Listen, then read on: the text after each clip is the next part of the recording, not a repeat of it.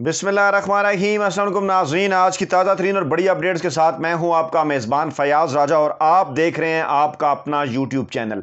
दोस्तों, बड़ी खबर और ब्रेकिंग न्यूज़, और बड़ी खबर यह है कि इमरान खान सच्चा है और मुखालफीन झूठे हैं। अमेरिका में पाकिस्तानी सफ़ीर ने राज खोल दिया और रात गए इदारों में भौचाल की सी कैफियत है। तफसीलात आपके सामने रखने जा रहे हैं। दोस्तों, कौमी सलामती कमेटी का इजलास शहबाज शरीफ की सदारत में हुआ और उसका एलामिया जारी किया गया। मुख्तलिफ एंगल से तफसीलात आप तक पहुंच गई हैं, लेकिन एक फॉरेन ऑफिस के रिपोर्टर के तौर पे, एक डिफेंस रिपोर्टर के तौर पे मैं इस्लामाबाद में गुज़श्ता तकरीबन 15-16 बरस से काम कर रहा हूं। 2005 से दफ्तर खारजा के ज़राए के मुताबिक जो तफसीलात हमने हासिल की हैं वो बड़ी ही खौफनाक हैं और कुछ डिफरेंट एंगल इस बड़ी वीडियो में हम आपके सामने रखने जा रहे हैं। सबसे बड़ी और अहम तरीन खबर तो जनाब यह है कि अमेरिका में पाकिस्तान के जो साबिक सफ़ीर हैं असद मजीद, उनके ऊपर हुकूमत ने दबाव डालने की कोशिश की, शदीद तरीन दबाव डाला, लेकिन तमाम तर हुकूमती दबाव के बावजूद असद मजीद डट गए और उन्होंने अपना बयान बदलने से इनकार कर दिया। ये जो कौमी सलामती कमेटी का एलामिया आया है, इसके कुछ एंगल्स हैं, तमाम तरह एंगल आपके सामने रखेंगे। पहले तो कौमी सलामती कमेटी के इस बयानिए के 2 पार्ट्स हैं, वो आपको बताएंगे वो क्या हैं। फिर आपको ये बताएंगे कि वज़ीर ममलकत बराए खारजा हिना रबानी खर ने जो मीडिया से बात की वो बड़ी अहम है, वो किस बात की तस्दीक कर रही हैं। तीसरा जनाब मामला है इसके ऊपर हुकूमती मुवक्क़फ़ क्या है और वो क्या फरमा रहे हैं। और उसके बाद अहम तरीन मामला है पाकिस्तान तहरीक इंसाफ के मौक़िफ़ का। ये सारी चीज़ें जनाब आपके सामने रखते हैं।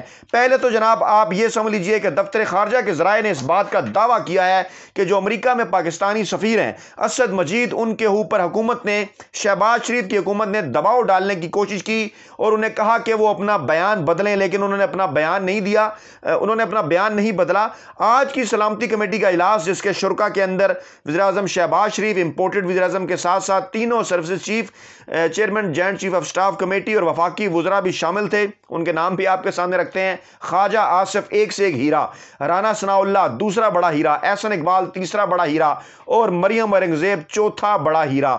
ये तमाम लोग इनके सामने ब्रीफिंग दी गई और जनाब हमारे ज़राए के मुताबिक असद मजीद ने जब ये ब्रीफिंग दी तो बड़े ही वाज़े अंदाज में उन्होंने ये कहा कि अमरीकी सफारतकार से गैर मामूली मुलाकात हुई। अमरीकी सफारतकार ने गैर मामूली मुलाकात की।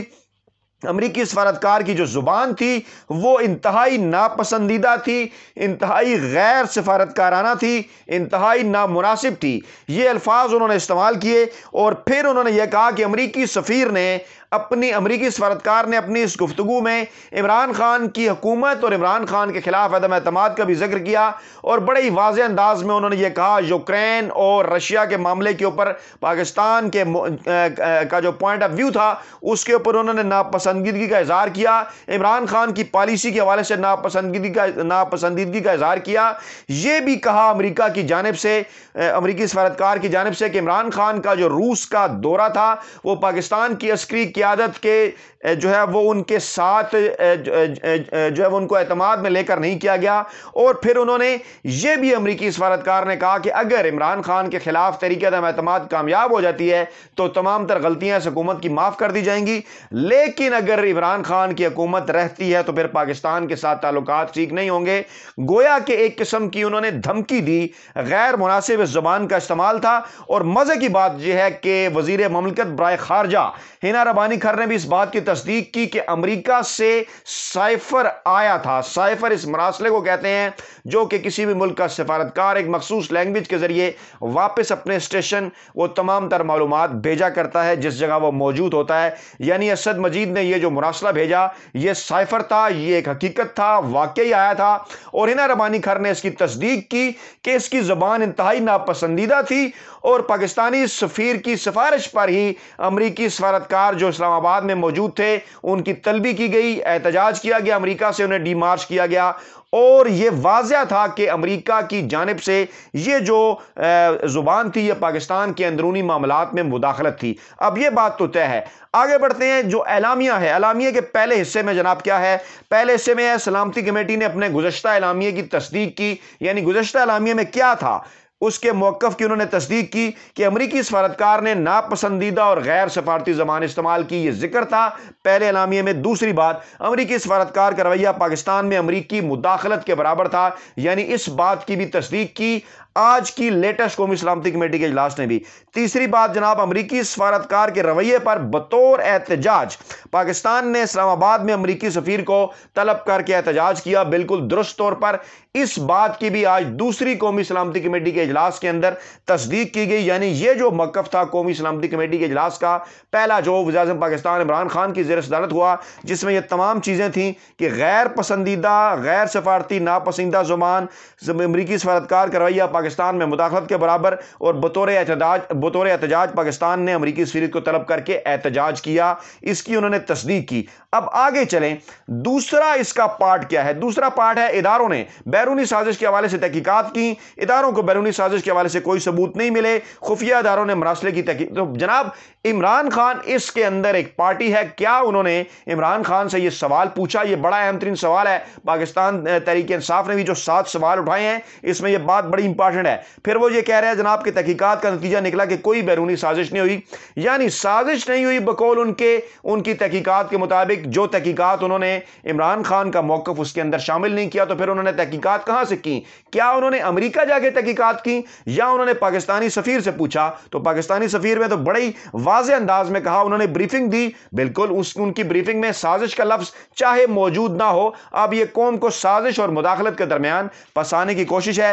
گویا ایک مرتبہ پھر آج کی قومی سلامتی کمیٹی کے اجلاس کے اعلامیے نے عمران خان کو ایک مرتبہ پھر سچا ثابت کر دیا، اور عمران خان کے تمام تر مخالفین جھوٹے ثابت ہو گئے۔ اور یہ بڑا راز کھولا ہے امریکہ میں پاکستان کے سابق سفارتکار اسد مجید نے، جس کے بعد اس وقت اداروں کے اندر شدید پریشانی ہے، بے چینی ہے، حکومت کے اندر بھی بھونچال ہے۔ اور پاکستان تحریک انصاف کے موقف سے پہلے حکومت کا موقف، رانا ثناءاللہ جو وزیر داخلہ ہیں، وہ فرما رہے ہیں جناب کہ کوئی سازش کے ثبوت نہیں ملے۔ اب رانا ثناءاللہ کی بات پر کون یقین کرے گا؟ رانا ثناءاللہ کو اچھی طرح سے آپ جانتے ہیں، اس وقت پاکستان کے وزیر داخلہ، لیکن ماضی میں ان کا کردار جو ہے وہ سب کے سامنے ہے، خاص طور پہ ماڈل ٹاؤن کا واقعہ ہو یا دیگر جس انداز میں انہوں نے پنجاب کے وزیر قانون کے طور پر اس سے پہلے پنجاب کو چلایا، وہ تمام تر معاملات آپ کے سامنے ہیں۔ اب جناب سازش ہے یا مداخلت ہے، اس پر سوالات تو اٹھ گئے ہیں، اور یہی پاکستان تحریک انصاف نے بھی کہا ہے کہ اگر میمو گیٹ کمیشن پر، اگر جناب دیگر معاملات کے اوپر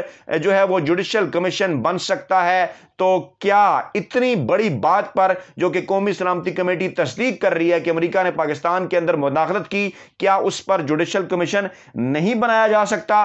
کیا امریکہ کے سفارتکار ہیں جو پاکستان کے اندر، انہوں نے پاکستان کی سیاستدانوں سے ملاقاتیں نہیں کی؟ ان ملاقاتوں کی جو پوری چین تھی، اس کی اگر وضاحت کی جائے کہ وہ تمام لوگ جن سے انہوں نے ملاقاتیں کی، وہ اکثر پاکستان تحریک انصاف کو چھوڑ کر منحرف ہو گئے۔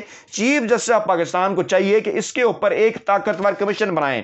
اور یہ بھی انکشاف کیا گیا شہباز گل کے ٹویٹ میں کہ پہلے یہ مراسلہ جو ہے وہ شاہ محمود قریشی اور وزیر اعظم پاکستان عمران خان سے چھپایا گیا، پھر شاہ صاحب کو ایک محب وطن افسر نے اس حوالے سے اطلاع دی، اور خط میں دھمکی آمیز زبان کا جو استعمال ہے وہ ایک حقیقت ہے، ایسا کہنا تھا اسد مجید کا۔ اور انہوں نے کہا کہ وہ اپنے اس موقف سے ہرگز دستبردار نہیں ہوں گے۔